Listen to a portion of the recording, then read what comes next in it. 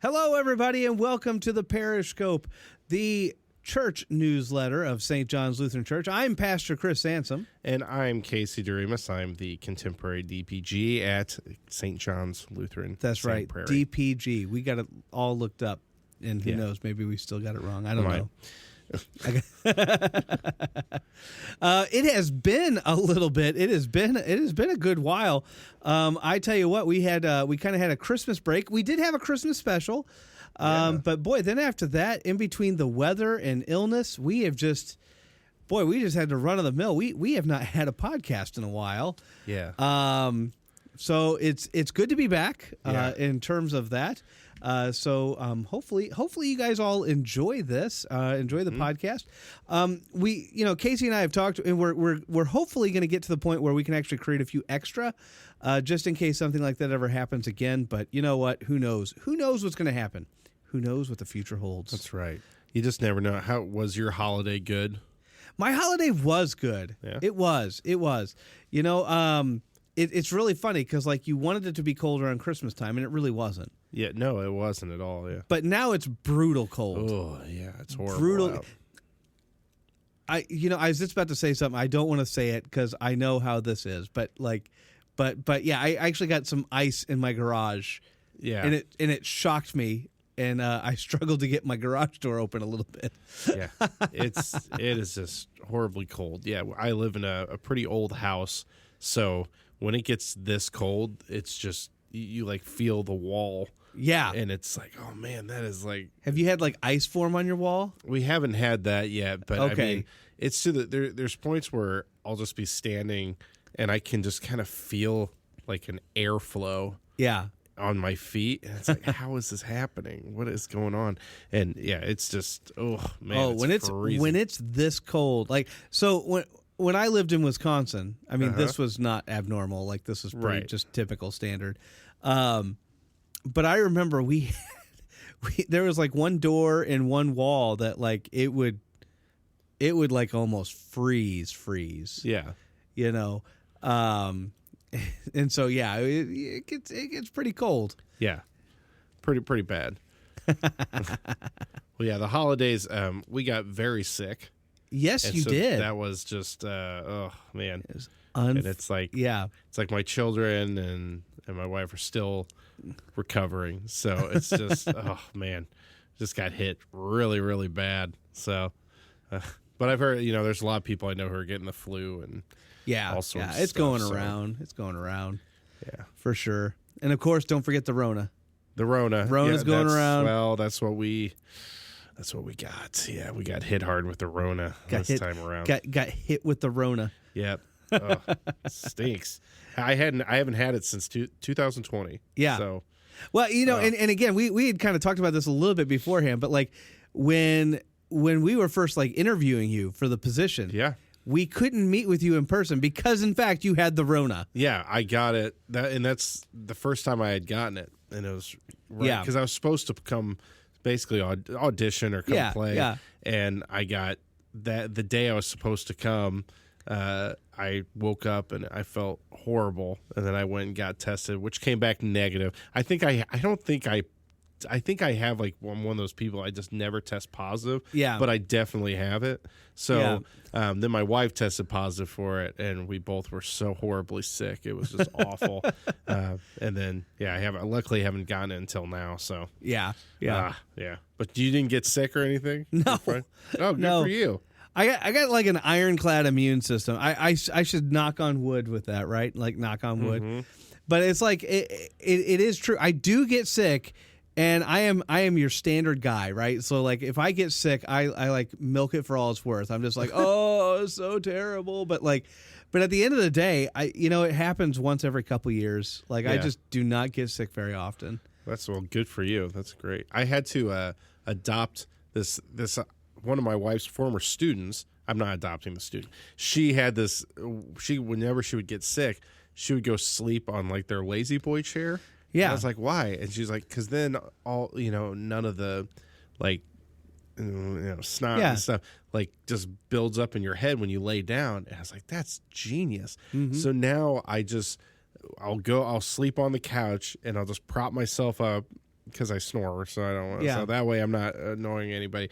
And then I just have to my left. I just have a trash can, my tissues, like cough drops, water. Yeah. And I will just wake up about every 2 hours, cough horribly, blow my nose, do all that stuff, drink water, take a cough drop, and then fall back asleep. And it's like clockwork every 2 hours. But it worked out pretty well for me. Oh, that's good. That's good. Yeah. I remember one year I got like finals week. Do you remember finals week? Oh, yeah. Oh, that was so brutal in college. Like it was finals week in college, and I got really sick. In fact, I don't know if I've been sicker than that since it was bad. But I had to go, right? It's finals week. You have to go to final. And I remember I had a stack of like hard candy and cough drops. And I walked in and I took them both out of my pocket. I set them right in front of me. Now, being a history major, all of my classes, I had to have blue books, which is where you wrote essays in. Oh, yeah. They were basically books with just, clean sheets of paper in it so you could write your essays, And so I basically got my blue book out and I, started writing, and then I went to turn it in, and my professor was Professor Dr. Faby, Phabe, Faby. Anyway, he looks up, and you got to understand this. Even back then, he was probably 80 years old or something, 90 years old. I don't know how old he was. He probably wasn't really that old, but hey, when you're in college, you think, you're like, man, that guy's ancient. He just looked up at me and goes, "Man, you look like walking death." And I was like, "Oh, I feel like it." And back then, everybody's like, "Ha ha," that was it. But now, pre-Rona days, now it's like you shouldn't be in here. Yeah. I actually, you know what? And I didn't. I kind of was like excited to sort of celebrate this, and then I didn't really. I completely forgot because I was so sick.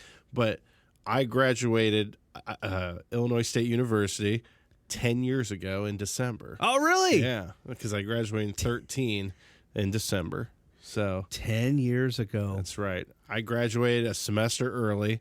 Very proud of that. Yeah. Because in music, they tell you, they really like to make it seem like, man, it's so hard. It's so hard.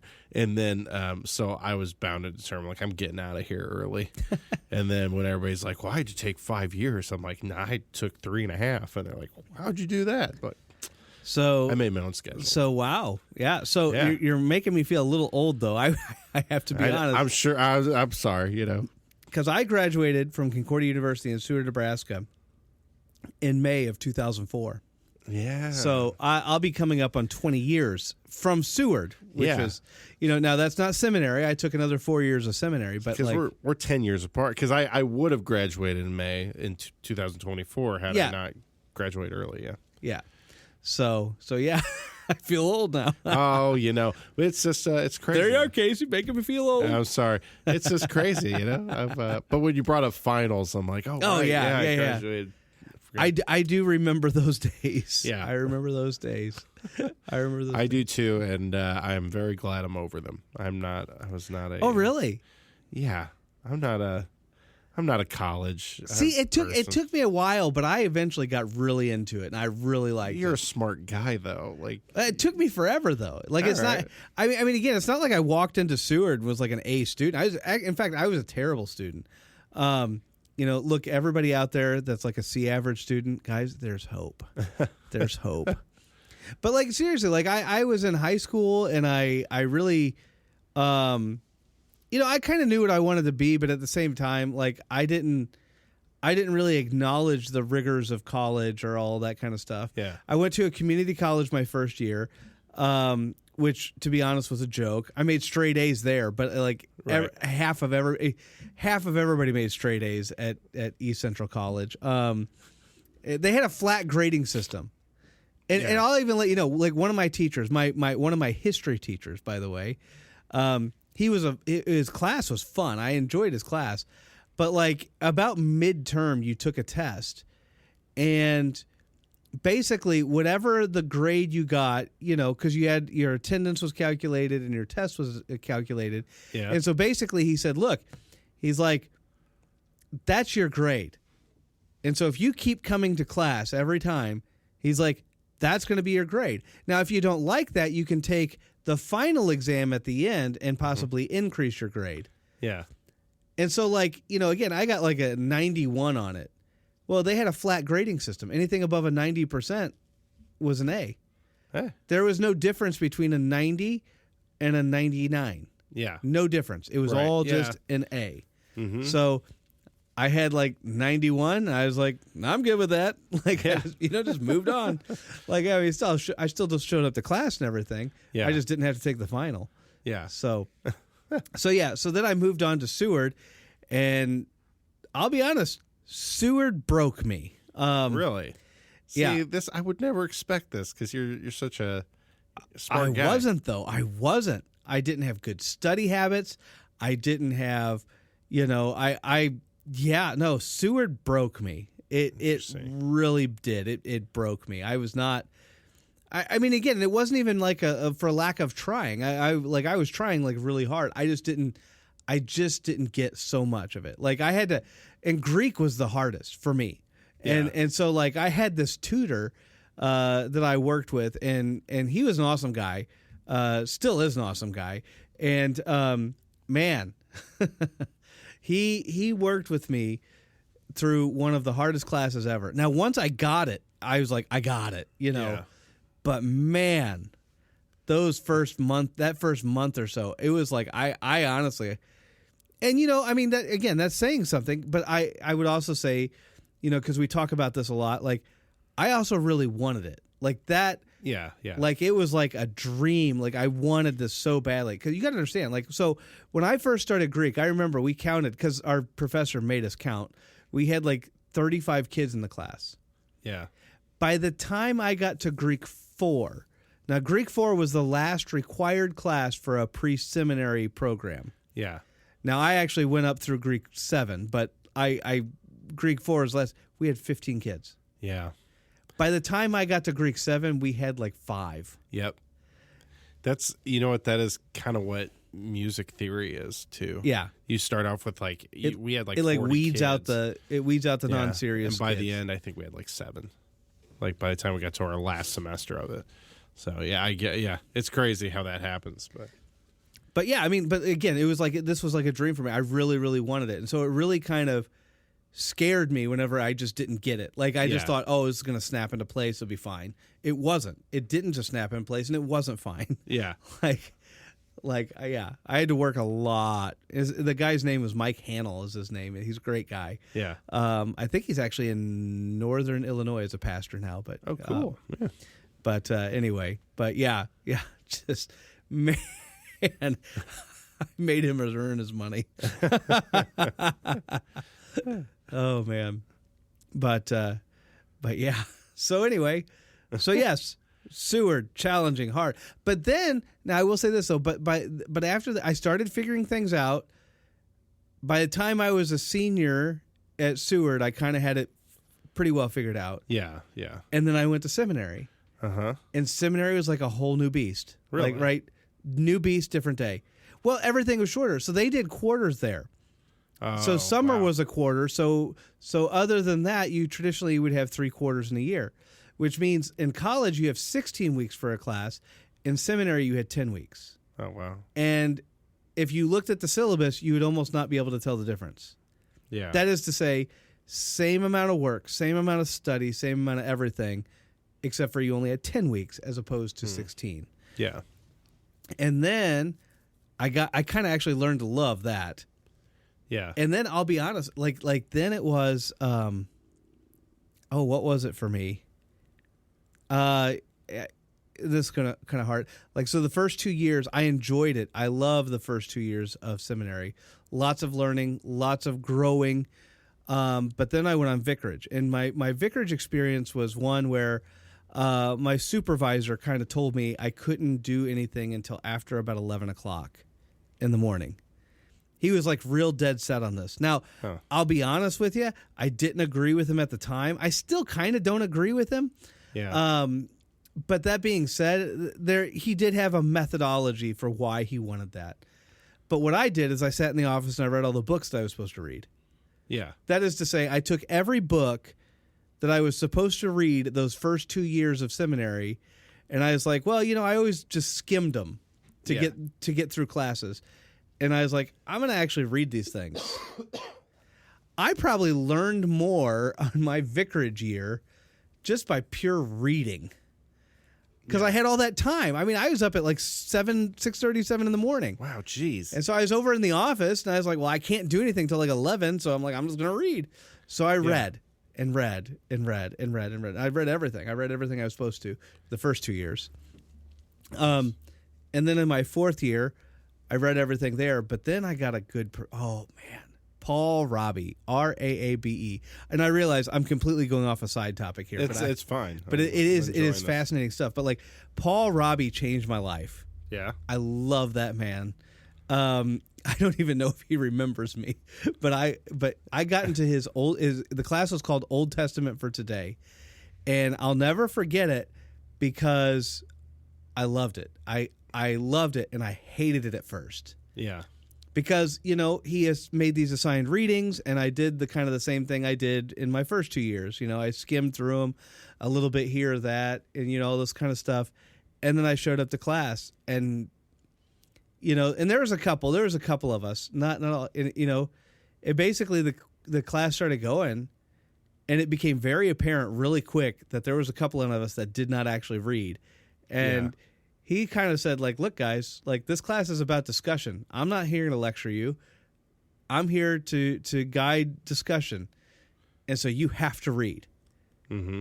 He's like, I don't have a lot of papers. I don't have a lot of, you got to read. And I mean, it was like 100 pages every couple days. Like it was, it was a lot of reading. Oh, I can never do that.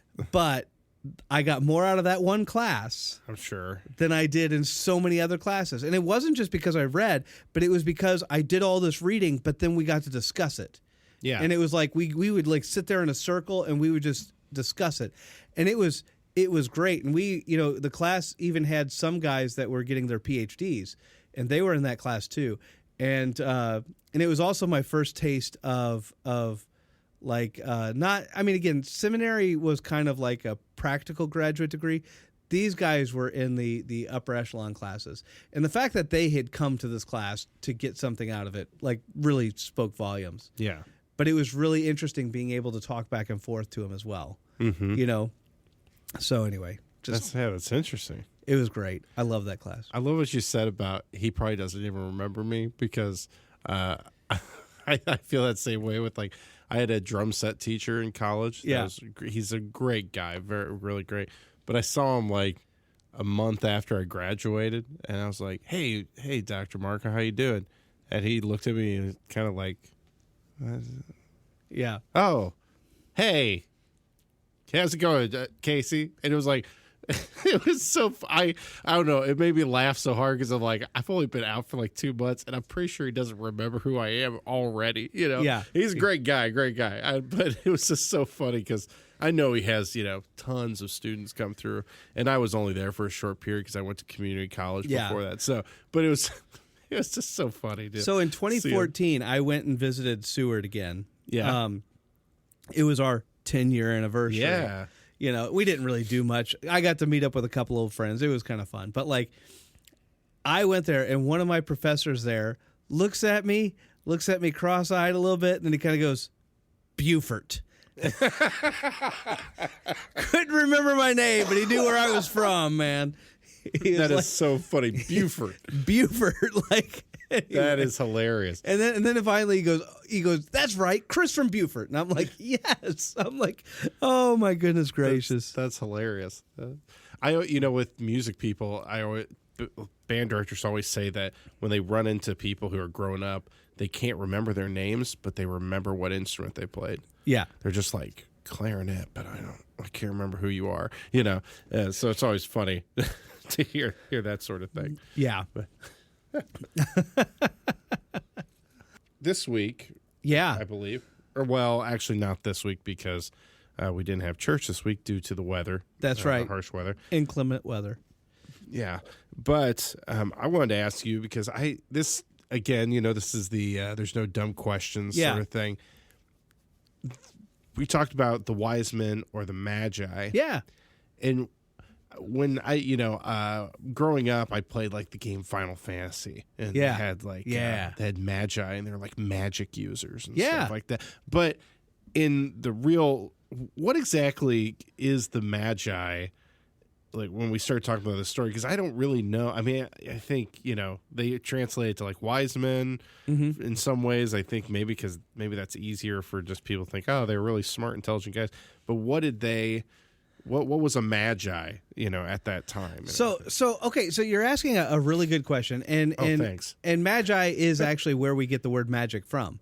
Okay. It is kind of based off of this almost like this mystery. And so it could stand for any number of things, but basically it stood for a group of people that did things that people didn't understand. Okay. So a lot of them were into astronomy or astrology. They would try to do things. And to be fair, I mean, a lot of our precursors to medical language also comes from this, because early medicine, people didn't understand why things were happening the way they were happening. Interesting. And like even our word for pharmaceutical kind of had that kind of a strange magical element to it in its like original tone and language. And so that's kind of, in terms of like terminology, where the magi come from. That's kind of where it is. Okay. But again, now outside of that, it does get translated a lot of times, including the ESV, as wise men. And one of the things that I have, and so I will also say this, talking about seminary, one of my professors at seminary, Dr. Jeffrey Gibbs, really changed my mind on this. And he really argues that the term wise men is an incorrect translation all the way around. Mm-hmm. Because, in fact, he argues that Matthew wants you to see these men as dumb. Okay. They're dumb, but they're only dumb whenever you look at the Bible. That is to say, what I mean by that is, like, if you go back to the Proverbs, it says, the wisdom begins with the fear of the Lord, and it begins with this understanding of who God is, and that's where wisdom comes from. Real wisdom comes from the word of the Lord. And so here you have these magi, and as smart as they might be to look at stars and in the sky and all this kind of stuff, they also do some really weird, dumb things. Now, we can say, well, it's because they didn't have all the text. Yeah, maybe. Or maybe they did have the text and they just didn't read it. Or maybe they never bothered to stop and ask anybody about the rest of the text. Either way, they have some really dumb maneuvers. Now, if you think about them, they are, from a worldly standpoint, they are really smart. They are really smart maneuvers. But again, there's a difference between worldly wisdom and wisdom of Holy Scripture. Right. And Matthew wants you to see these guys as dumb when it comes to God's Word. Interesting. Did they understand the star and all that? Sure, absolutely. They came from the east. Yep. And then they go exactly to the wrong place. Yeah. They go to now again, if you think it through, they went to they went to Jerusalem, and they went to, in essence, where the king stands, the throne. Really smart, right? New king is born. The new king is born. Where are you going to go? Well, you're going to go to the throne room, because obviously that's where the new king is going to be. Right. It makes sense, but it also shows that they didn't take the time. Even when they first entered into Israel, they didn't take the time to stop by anybody or talk to anybody or ask, hey, where's the word of God? Do we have this right? No, they just went straight up there. Right. They didn't care. They didn't have all the information, and they didn't care that they didn't have all the information. So in a way, maybe they were a little too arrogant in a way. They thought they already knew everything. And again, just as much as calling them wise men is reading too much into it, I don't want to quite go as far to say arrogant, because then I feel like I'm reading too much into it. Yeah, right. Again, from a worldly standpoint, they were obviously wise. Uh-huh. But from a biblical standpoint, they obviously were not. They did all the wrong things. They alerted the king, the wrong king. And then the great irony happens, right? The irony that these guys show up and point out that their prophecy is being fulfilled, and they know nothing about it. Yeah. Here these guys are all scrambling around. So obviously they don't know about the word of God either. So far there's no wise men around. Nobody's wise right now. Everybody's kind of just bumbling around and doesn't quite know what in the world's going on.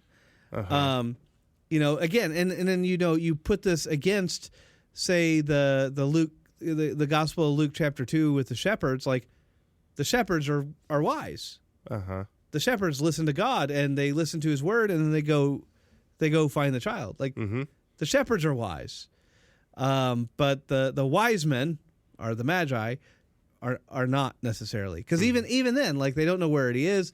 They took too long and all this kind of stuff, and it's like, and then you get the other part, like the star shows up again.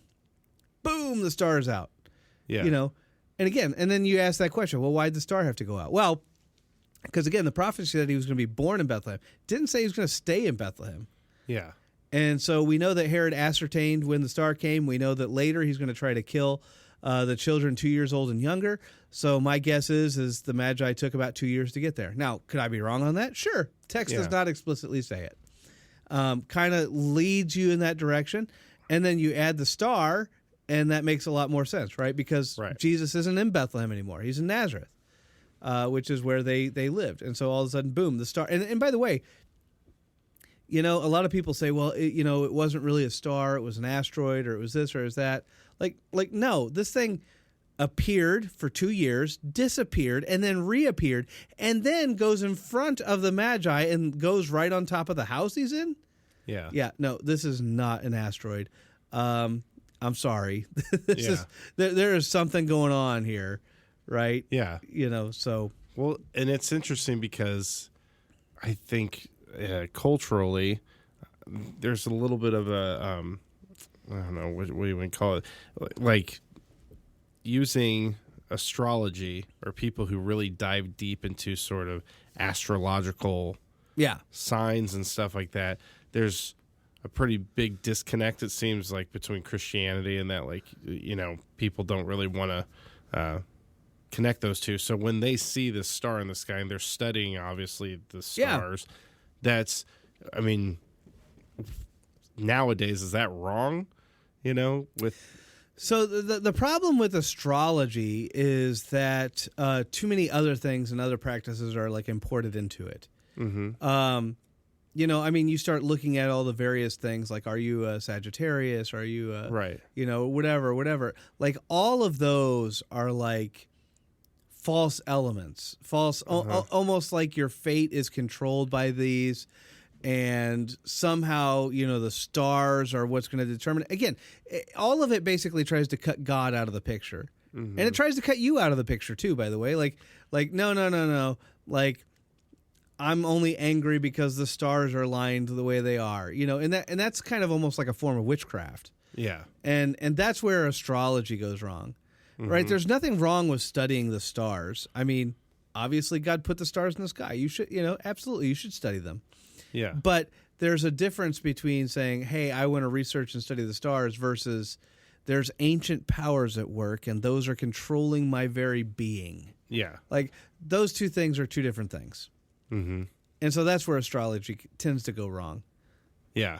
It almost, again, and I'll be honest, it might have some kind of paganistic or Wiccan belief. And in fact, I think it does. Yeah.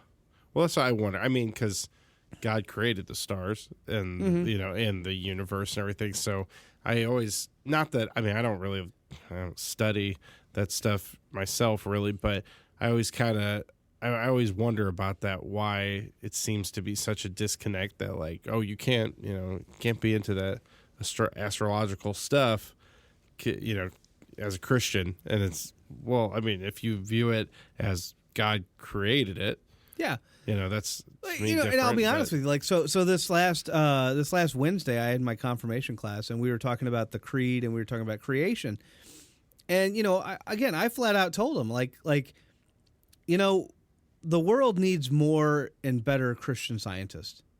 We have some awesome Christian scientists out there, but we need more of them, because the reality of it is that, like, a lot of the scientists that tend to go against Christianity and against Christian thought, we always make it sound like oh, there's these great big scientific things that they've studied, they've got empirical evidence, they do this, they really don't.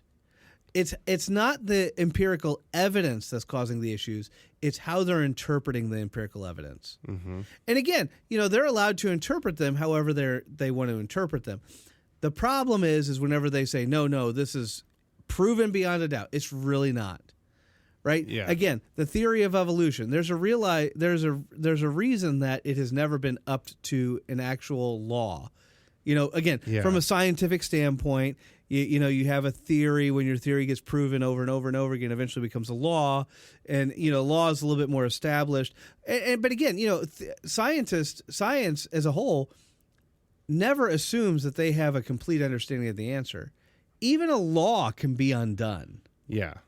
It probably isn't gonna, but it can be. Mm-hmm. We talk about the law of gravity, not the theory of gravity, because gravity has been pretty well proven. Now, that being said, what happens if they find something else that gives them a better understanding of gravity, and all of a sudden we realize, like, we've got gravity all wrong?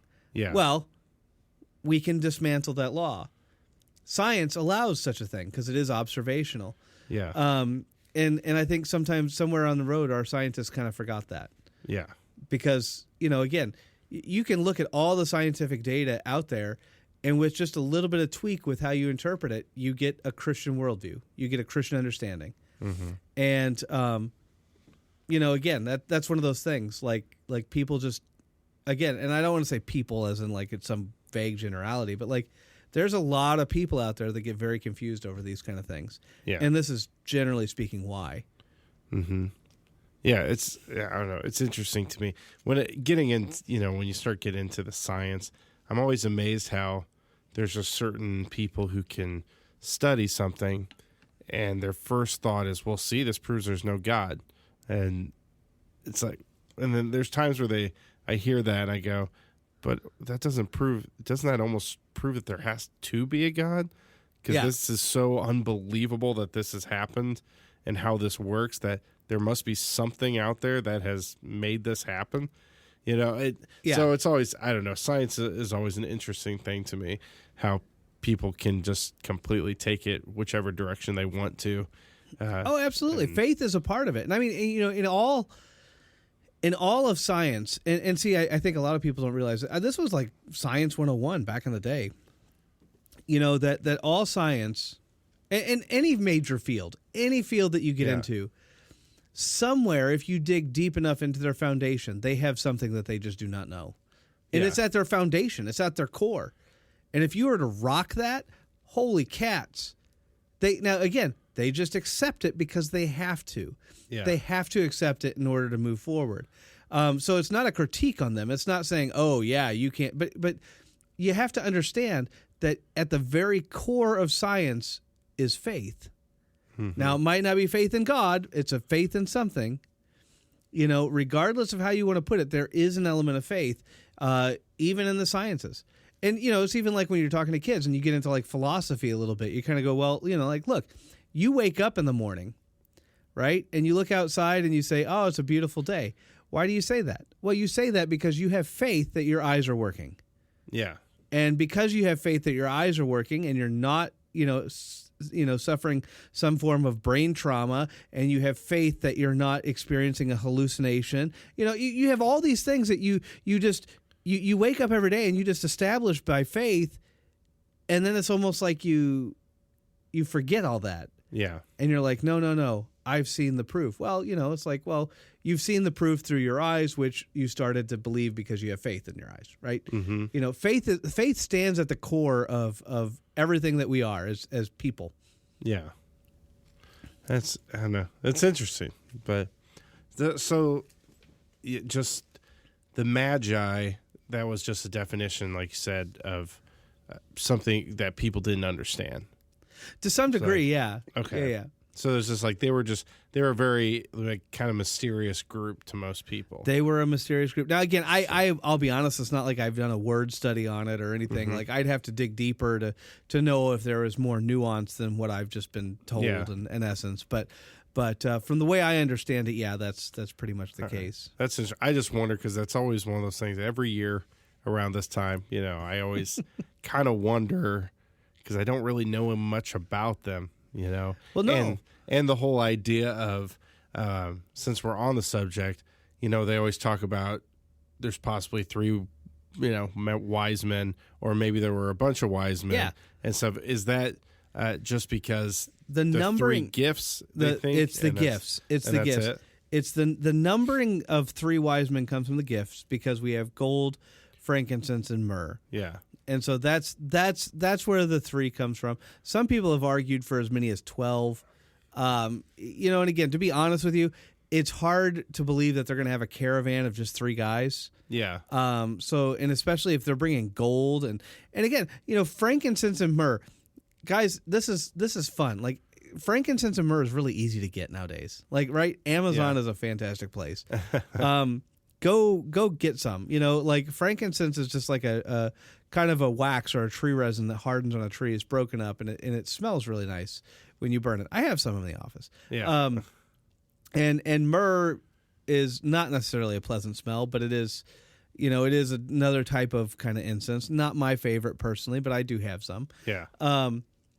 But back in the day, like before jet planes and before all this kind of stuff, where all trading was done on foot, and through that kind of stuff was really expensive. Yeah. Really expensive.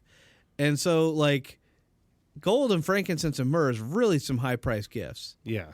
And again, I mean, yes, they're who knows how many of them there really were. Yeah. The 3 comes from the gifts, though. Yeah. Interesting. Okay. Well, I don't know if there's any other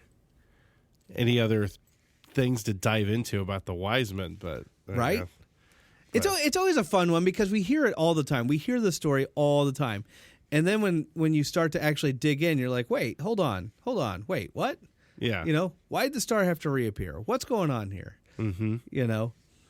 That's just interesting. Yeah, I always this is always something I want to ask. Well, and I'll tell you, and I don't know if you've ever heard this before. If you've never heard this before, we'll blow your mind. But like, so Herod, in the text, he's called Herod the King. That's Herod the Great. Yeah.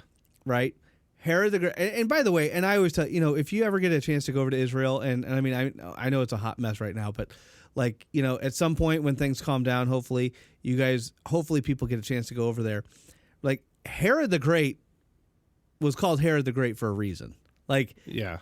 Like the stones that he had moved to make the base of the Temple Mount is amazing.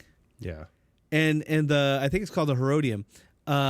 Basically is he was supposed to die as he was going around the mountain, and he says, hey, I was supposed to die on that mountain. So he's like, okay, I'm going to move the mountain. And he literally has, slave labor and everything, but he moves the mountain. Yeah. And think about that. Like whenever Jesus was with his disciples, he was on top of a hill. They probably could see the Herodium. Yeah. And Jesus is saying, yeah, if you have faith of a mustard seed, you can move a mountain. Yeah. And then like they're literally looking out, seeing a mountain that was moved. Yeah. Because of Herod the Great. Crazy. And so like that's Herod the Great. But what'll really mess with you is this. First of all, whenever he went to Bethlehem and was killing the children, the death of the innocents, he was looking for children that were 2 years old and younger. Based on when he had ascertained the Magi first saw the star. Yeah. Herod died in 4 BC. Oh, jeez. We have historical record. We know when he died. He died in 4 BC, which means Jesus very well could have been born 6 BC. Yeah. Our calendar, everybody, is all kinds of messed up. But yeah, 6. So think of that, 6 BC possibly. Yeah. For when Jesus was born. It's crazy. I think it's fun. Because again, so Herod the Great died. Yeah. Oh. It's interesting, especially because you can go back and find. I mean, I know people already know this, but it's like you can go back and find these people. Yeah. and actually see like books that talk about Yeah. what they did and everything. So, Well, I will say that like that was whenever I was in Israel, that was the thing that really blew my mind. Was like, here you are. So, for instance, we were so Jerusalem is a really really unique spot because like on one side of the hill, the mountain, if you want to call it. It's green, it's lush. I mean, it's not like, the greenest land you've ever seen in your life, but it's green. It's got stuff growing on it. yeah. On the other side is a desert. Yeah. Because that's the place where all the clouds stop. And so they hit it and then they go back to the sea. And so that part's green and the other part is a desert. Mm-hmm. And through some of the wadis, which is where streams happen to be whenever storms actually make it over there, they have a trail. And one of the trails goes from Jerusalem all the way to Jericho. Mm-hmm. It's a 12-mile trail. It has been there for at least like 2,000 years. Yeah. So, whenever you look down in a desert area and you're looking at this trail and you hear the story of the Good Samaritan that starts off, a man was going from Jerusalem to Jericho. Yeah. You're like, yeah, that's the trail Jesus was talking about. Yeah. Like, and it's not like the trail Jesus was talking about. It's not kind of familiar like the trail. It doesn't look like that. No, that's the one. That's crazy. Like, now, has there been more dirt and stuff stacked up over the? Oh, I'm sure, absolutely. Right. But it's still the trail. Yeah, it's right there. That's the trail. There it is. Yeah. There it is. That's crazy. That's the one. And the people knew that one because that would have been the trail they would have used. Right. When they would have traveled. There it is. Yeah. Oh man, that's so cool. So like, cool to see. And that's just it. Like, so I mean, no matter where you went, it was like a living Bible study because it was like everywhere you went, you're like, oh yeah, that's like the. No wait, no, that's the place. That's where it is. Like, we're on the other side of what is it called, Bath Horon or Beth Horon. There's like Lower Bath Horon and Upper Bath Horon. And we're looking out of the valley, and I'm like, at first I'm looking over, and I'm like, hey, I can kind of see the towns over there. Mm-hmm. And then he's like, okay, pull out your book of maps because we had a professor, and I'll look at the book of maps, and it's like, no, that what was significant was that little valley under there because that's where Joshua defeated the army, and he asked for the longer day. Yeah, like that's the valley again. Not kind of like the valley. That is the valley. That's it. That's the valley right there. That's where it happened. Man, that's crazy. And you're just left going, oh, wow. Like, yeah, that's where it is. Yeah. Oh, man. Yeah. It blows your mind. Yeah. Everywhere you go. You're just like, oh, yeah. Wow. So, yeah. Yeah. Well, hopefully people get to go there sometime, People. Yeah. Yeah. I mean, nobody knows what's going to happen. I know I don't. But at the same time, it's like, I hope it calms down over there. We can go back to doing trips and stuff. Yeah. It was a very, very meaningful trip. Mm-hmm. So I did it again in a heartbeat. When did you go? 2018. 18? Mm-hmm. Mm-hmm. Very interesting. Yeah. And ever since I went and came back, I couldn't wait to go back again. But I was like, oh. Yeah. Yeah. All right. Well, I want to do something a little special today. Part of this is because it's our first time back. But the other part of this is also just because I have a Bible study that's coming up. And one of the things I kind of want to bring to the table here is maybe some stuff that I don't get to talk about in Bible class or I didn't get a chance to talk about in Bible class. But I have a Bible class. Now, it should have started this past Sunday, but again, bad weather. It wasn't able to start. So we'll have to start again this coming. But I'm going to do one on the book of Revelation. Now, I realize that I'm kind of jumping, prior to church chatter. I know it's not church chatter. But again, one of the things I wanted to do, and this is, again, for anybody that's actually listening to this pair, and this is a precursor, a teaser, if you will. Yeah. But I would like to kind of come to the table, each week that we actually do these maybe. And if I have some time, maybe just go through, again, some aspect of my Bible study that maybe I didn't quite get to, or if I even did get to it, just to reemphasize it. In this case, since I haven't had any Bible class yet, I'm going to basically just start from scratch. Yeah. So one of the things, so first off, as I prepare for this study, one of the things that I have a blessing to do is my professor at seminary. Again, we're back to seminary. Yeah. His name is Lewis Brighton, or was Lewis Brighton. He has since been sainted. He's passed away.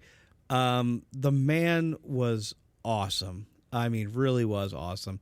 Was the old Greek professor at St. Louis Seminary forever and a day. I even had my Greek readings class with him. But I got to listen to his video, watch his video. They actually, like the year I graduated, that year they started doing this thing where they started recording classes. Yeah. At the seminary to put some of them, not all of them, but some of them out for public domain and public use. And so even though I had taken it years earlier, it's still fun because I get to kind of go back and watch the class with him in it. Yeah. And That's really cool. Listen to him again. And of course, nothing has changed. Like it's the same speech, I almost broke out my Greek New Testament when he's like yelling at the class, like, you only use Greek in this class. Like, because again, he was the Greek prof. So he's like, you only use Greek. And he flat out says it at one point in time. He says, if I see an English Bible, I'm going to confiscate it. Like, and you're just left going, okay. No Greek, no English.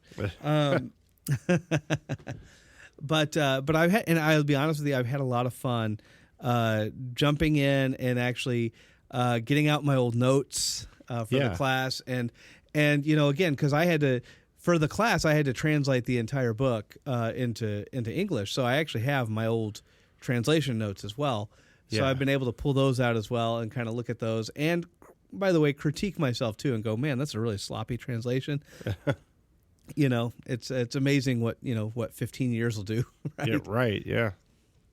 But I'm really excited. It's the third or fourth time I've taught the book of Revelation, and I feel like I understand the book a little bit better each and every time. Yeah, well, I mean, I hope that's probably the right thing to do, yeah. Yeah, but for those that are, thinking about maybe attending or are hoping to attend, and I hope you do. I'm not trying to take away from anybody else's Bible class, but I really enjoy this particular Bible class and this particular topic. Obviously, you're going to say, well, there's a lot of questions around that book, and there are lots and lots of questions. However, I think some of them kind of get answered when you start to really address some fundamentals, and one of those fundamentals is what's known as genre. So each book of the Bible is written in a certain type or a certain genre. Like, so for instance, one of the Gospels is written in narrative historical narrative, right? An epistle is written primarily as kind of a letter. And so you look at it and view it like a letter. You're going to read it like a letter. Whereas a historical narrative, you're going to read in a certain way.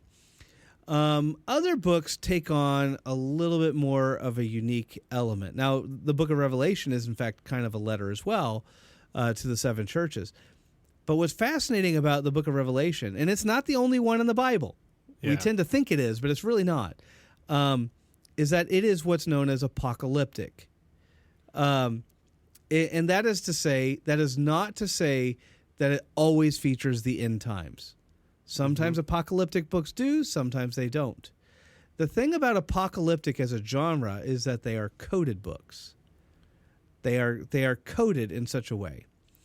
And because of that, in order to understand them, you have to be able to break the code. Huh, okay. And if you don't do that, it just sounds like craziness.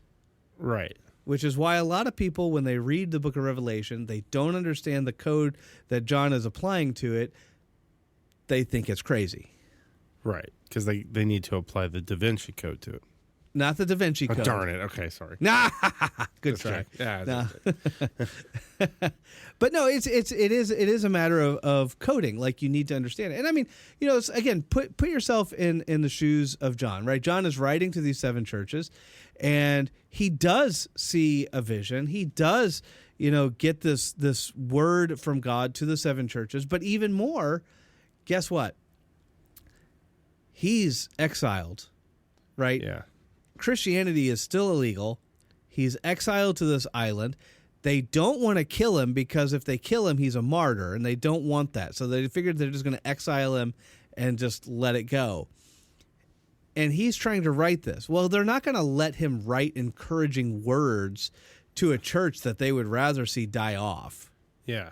And so this whole book is completely and utterly coded so that the Christians on the other side are going to understand it. John understands it, but the middlemen in between will not. Interesting.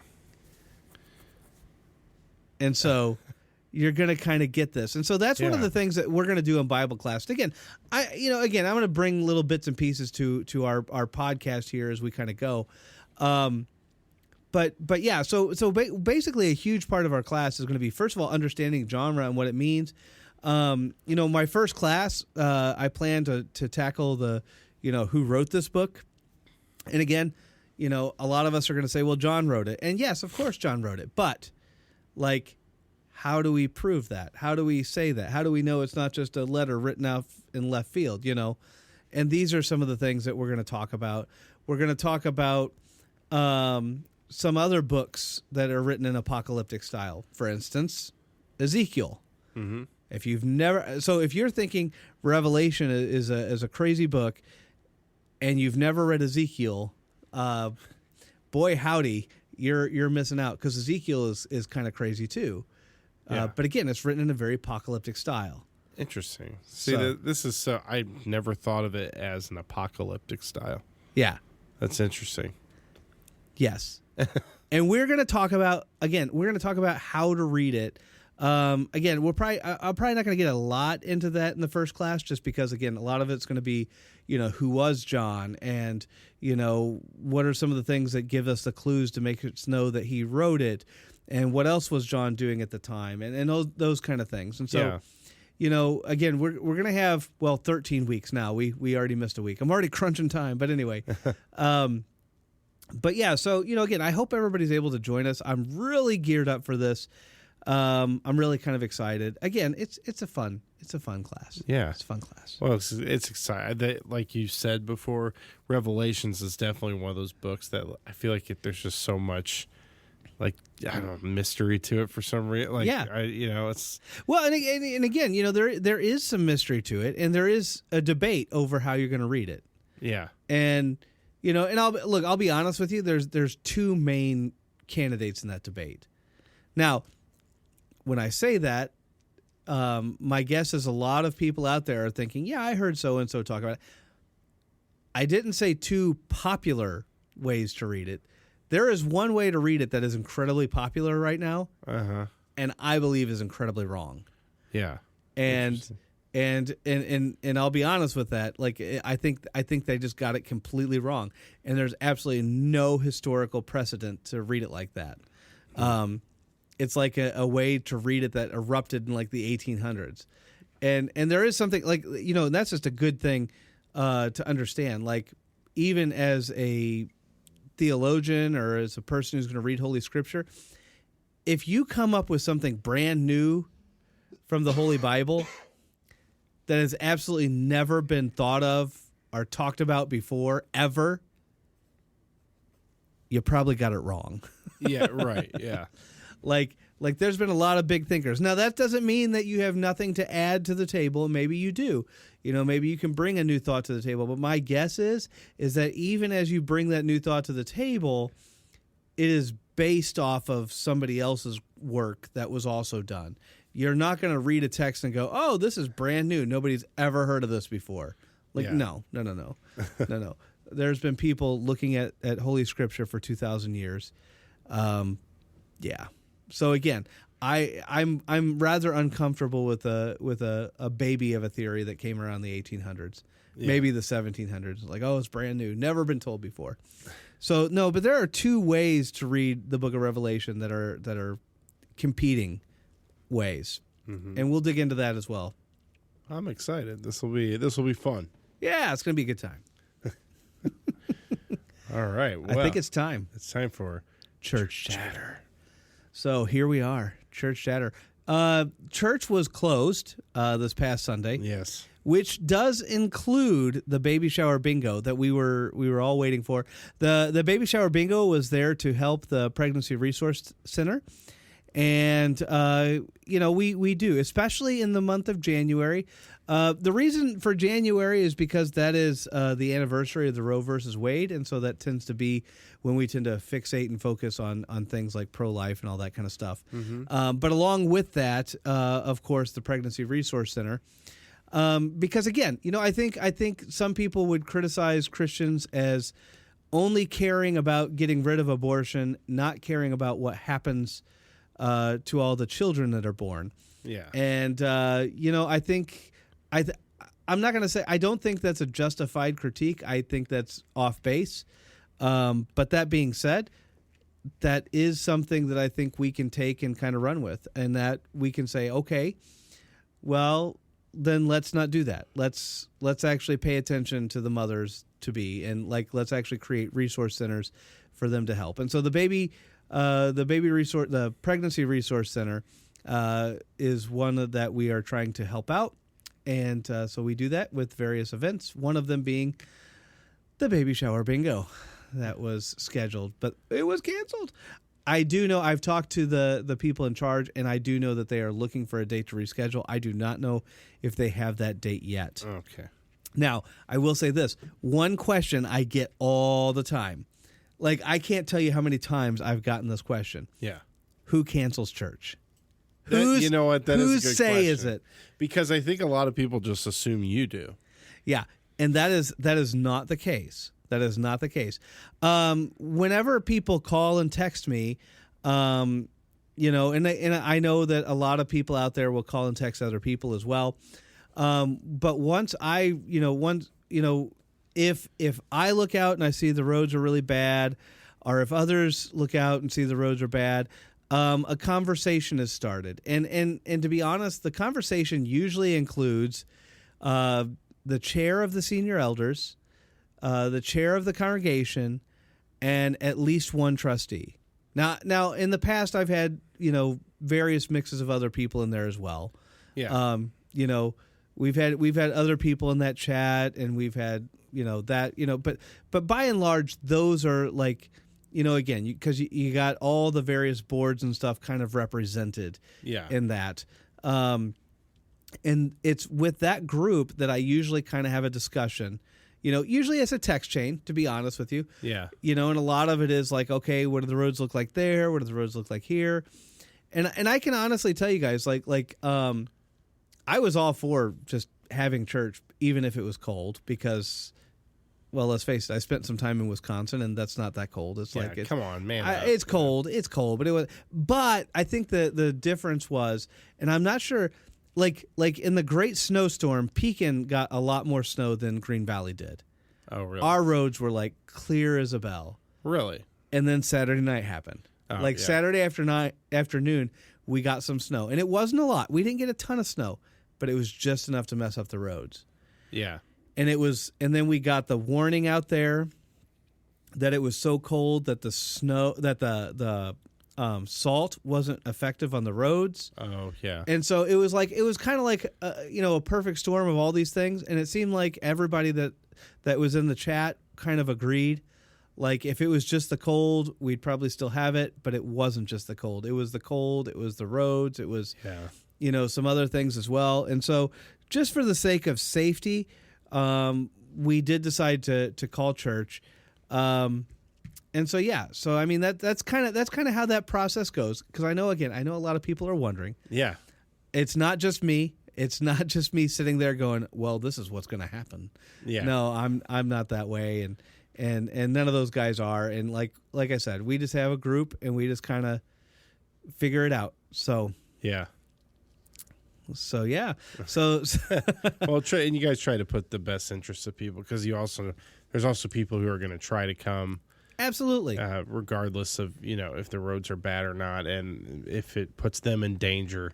We don't want that. And look, everybody, that's exactly what it comes down to. It comes down to a safety thing, look, I'm 20 foot away from church. I can make it to church. Right. If we had nothing but a pure sheet of ice, I can still make it to church. Yeah. I am not going to have a problem. If there is 5 foot of snow, I can still make it to church. Yeah. It's not about me. It is about the safety of everybody else. and not, the safety of whether or not we can get the sidewalks and the roadways cleared. What are the roads going to look like for people that are coming out? How about our parking lot? Yeah. What if our parking lot is dangerous? We don't want people to show up to church, get to church is fine, get out of their car, and then slip and fall and hurt themselves. Right. Like, that does us no good. But, again, we don't like cancel church if we don't have to. But again, just, again, for the safety of everybody, that's what we kind of did. So, yeah. Well, at least now we know. Now you know, right?